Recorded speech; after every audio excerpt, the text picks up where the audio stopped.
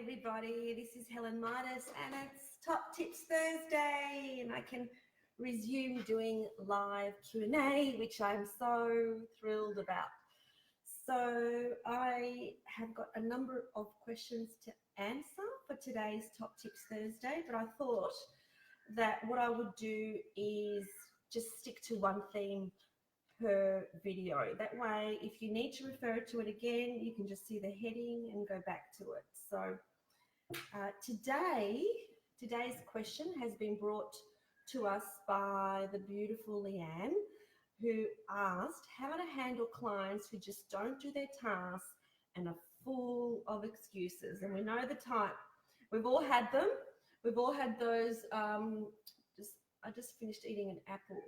I had lipstick all over my face. Okay, should be better now. All right. So how to handle clients who just don't do their tasks and are full of excuses.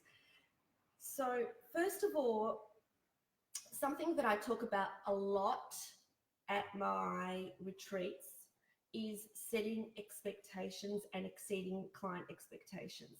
So you need to make sure that you've set expectations right from the beginning about tasking. So I know that when we see our clients, before they even become clients, right from the beginning when they are prospects and we are talking to them at the complimentary consult, we make it very clear that there will be tasking, and you'll see that they get frightened as soon as you say that you expect them to do work in between sessions, because what I say is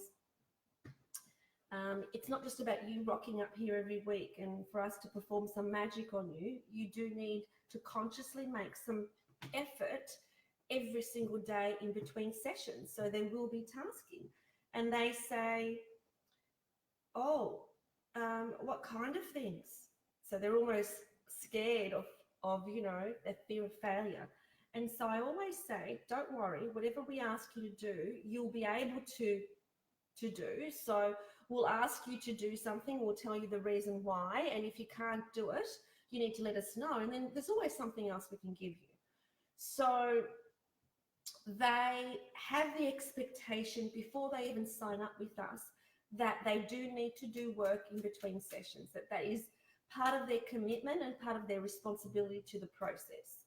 So that's the first thing, always making sure that you don't surprise clients with regards to expectations, that they are very aware of their role and their responsibility. So we also have them sign a responsibility agreement to make sure that they are understanding that, once again, it's not just about something happening to them, but their success is dependent on their, it's dependent on them. Basically, that's what it is, irrespective of how good the therapist is or how skilled the therapist is or what the intent of the therapist is, unless they are prepared to be open-minded, to do the things they need to do between sessions, success is not guaranteed. So you need to make sure that you give them that message all the time. It is about their responsibility, and their success is dependent on their responsibility. And that's why I would never ever bag or criticize another hypnotherapist, apart from the fact that I just wouldn't do that because it's not a nice thing to do. If a client comes to us here at HypnoFit, which happens quite often, and they say, oh, I've been to this other person and she was crap, I would never say, oh yeah, I heard she was crap too. I would actually say, well, maybe it just wasn't the right time for you, and maybe now you are ready to implement the changes that you need to make. So you don't ever put responsibility back on the therapist. So even when the client comes in and talks about another therapist, the responsibility needs to firmly sit with the client. So that's the first thing, expectations. The second thing is that before giving your clients any tasks, you need to give them a reason. So we have all our clients complete a questionnaire before they even come into their first session, which clearly tells us as to whether they're visual, auditory, kinesthetic, auditory, digital. So what that means is that we understand their learning styles before they've even come. So if someone is auditory digital, then we know that they need an explanation of everything before we give them something to do. So they need to understand the process. You can't just say in the chair and let's do this. You actually need to do a bit of pre-talk in terms of why we're doing what we're doing. And then they go with the flow, and then they don't have any resistance, but they need that. So certain clients need that, and you need to be aware of the kind of analytical clients that need the process explained to them.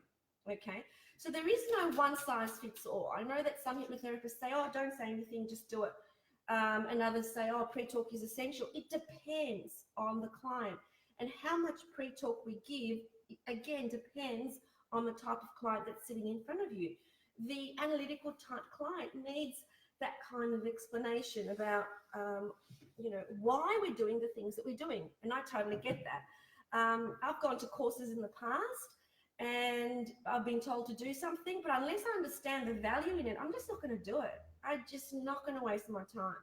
So we need to have their, their buy-in into the whole process. So just to remind you what I've said so far. So far it's about, and hey, good to see everyone. And let me know where you're from by putting a comment on the comments as to where you're from, guys. So just to reiterate the process, setting expectations. Secondly, when you give your clients tasks, tell them why you're giving it to them. So, if you're giving them a CBT task and it's all about changing their neural pathways, explain how neural pathways work. And if you don't know, Google it.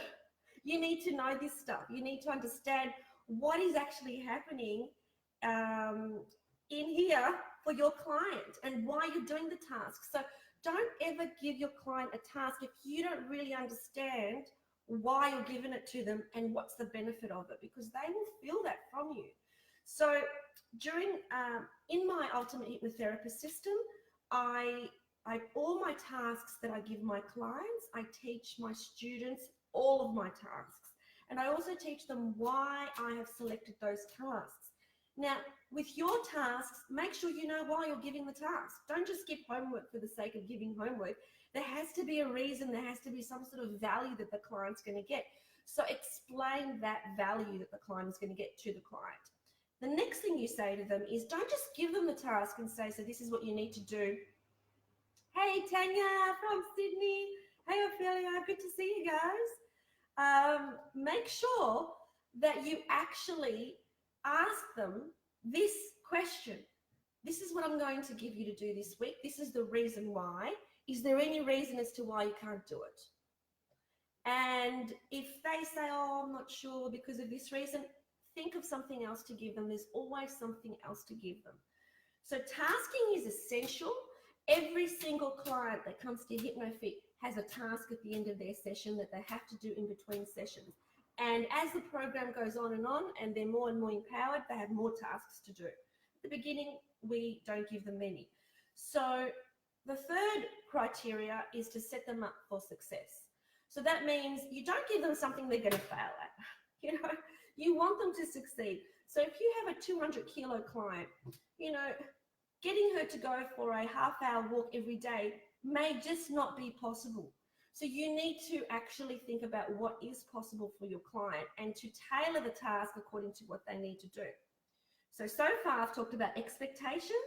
Secondly, I've talked about having their buy-in and making sure that they accept the task, that they are okay with the task. Thirdly, explaining to the client as to why you need to do the task. Fourthly, don't bother giving your clients any tasks unless you check on it the moment they come into your next session. If you don't check on it, you're just wasting your breath. They're never going to do it again. You need to check. You need to see, how they're going with that particular task. So what I do to remind myself, and part of my system and my process, is we have a file notes template, and everyone who's done my ultimate hypnotherapist system has got this template. And at the top of the file notes, you put the things that you need to ask the client the moment they walk in the door. Now you prepare that before they walk in the door, so you're not going in blind, because when you're seeing a lot of clients, you're not going to remember. You're not going to remember everything you've asked them to do. And so don't expect to remember. Just make sure that you set yourself up for success as a hypnotherapist, and you actually put that at the top of the template, and then you ask them about the task. Now, if they have not done the task because, as Leanne says, they're full of excuses, you need to say to them, okay, so last week I asked you to do this task and you said there was no problem with it. So what is the problem? Why couldn't you get it done? And if they are full of excuses, say, call them out on the excuses and on their BS. So I would say that anything less than 100% is self-sabotage. So I'll say that again. Anything less than 100% is self-sabotage. So are you prepared to put in anything that it takes to get the success you need? So this week, are you going to do your tasks? Do we have an agreement? Do we have a brand new agreement that it's going to get done? And we have that kind of exchange. So, yes, it's tough love. And that's what I believe is essential for, the success of clients who are full of excuses, because they've gone through life and through society being enabled in their excuses and their labels and why they can't get shit done. When really, you've got to call them out lovingly. You've got to call them out lovingly, so that you don't accept their BS, you don't accept their excuses. So then you make sure that they do bring it in. Now, if they're repeat offenders, I would text them during the week and say, how you going with this particular task? So let me just reiterate all of that again. It is setting expectations before they're even a client of yours that this is going to happen. Secondly, explaining why you're giving that particular task. You need to understand the way neural pathways work. You need to understand why we're giving a task. Don't just be blind to it and just give it a task because you've read it in some book. Understand, find out information, become informed. With the world of Google out there, there's absolutely no reason for you not to be informed, okay? And then also be very specific with your tasks. So for instance, if I want someone to do something, I will say the time of the day they're going to do it.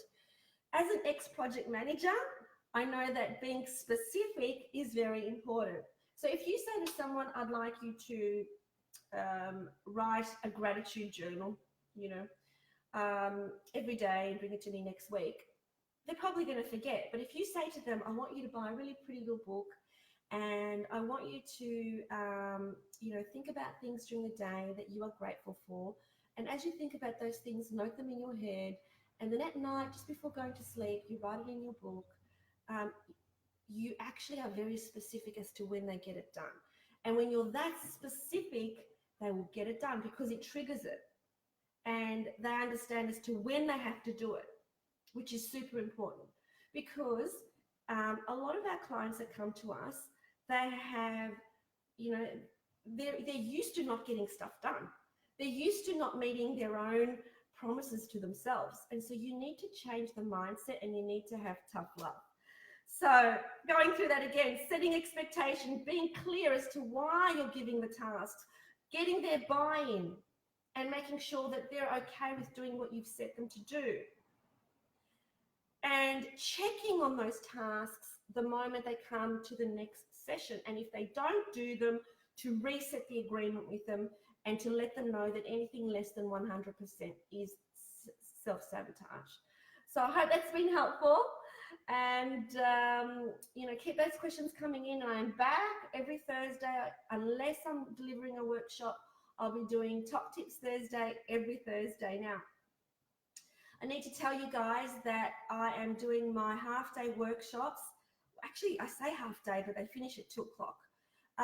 So my last workshops for 2019 are out, and that's it. I'm not doing any more workshops. So this year is a completely different year for me. I'm managing my energy and just doing what I want to do. So next Wednesday, on the 4th of September, I will be in Melbourne. We've still got some spots left in Doncaster Quest, $49, and I'm going to tell you as to what you're doing wrong in your business and what you need to do instead. I'm going to give you very clear examples, and I'm also going to do therapy in the room. So somebody in the room is going to receive free therapy from me. And you'll, of course, get morning tea as well. So it's a no-brainer. The link is up on my announcements on Facebook. So the 4th of September in Melbourne, and then it's going to be the 8th of September in Auckland, and then we've got 11th of September in Sydney, and 12th of September in Brisbane. My final ones for 2019, there are no more. I'm not doing any more workshops apart from my October retreat, which is in the Gold Coast from the 12th to the 16th of October. So very excited, people coming from all over for my October retreat. But those four $49 workshops, 4th of September, Melbourne, 11th of September, Sydney, 12th of September, Brisbane, 8th of September, Auckland. So Auckland, Brisbane, Sydney, Melbourne. I am doing my final workshops for the year. You're going to get stacks of value. You can ask me any question you like. I'll be hanging around and spending time with you. Okay, so see you then. Bye.